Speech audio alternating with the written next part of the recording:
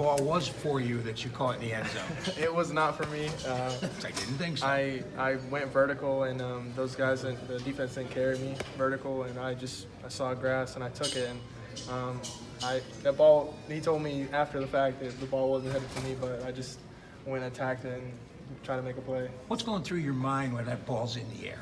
I mean, see ball, get ball. I mean, similar to defense, but like in my own terms, like ball's in the air, like I wanted to go get it. So I looked back over my other shoulder and was able to haul it in. That's a huge play. I mean, that's turning point play. It felt good, and early in the game too, like that, I was really juiced up to haul that in. You had to kind of had to call St. Felix off a little bit for him running behind you. Was there a little bit of communication between you guys after that? Yeah, there was. We talked it out, but he was happy for me, and we can all get the ball at any time. And with that play, it was just a bang, like improvised play, but luckily we got a touchdown. Mitch, you've played a lot of football. What can a win like this just do for the trajectory of the season?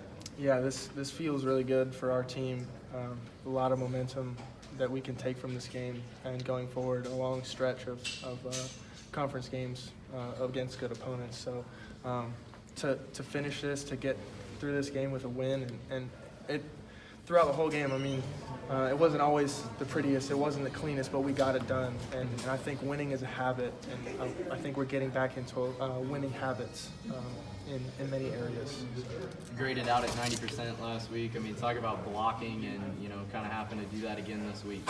Yeah, I mean, the things that they want to do with me as a tight end are they're multiple, and sometimes a big receiving role is necessary, and sometimes a big blocking role is necessary. And I'm willing and able to do the things that they're asking me to do. And obviously, I would love to have the ball in my hands, but I do like getting nasty in the run game, and I got to continue to work on my fundamentals and technique to continue to be a good blocker. But I get real excited when I can bust a lane for Jordan and all our running backs and even for our receivers.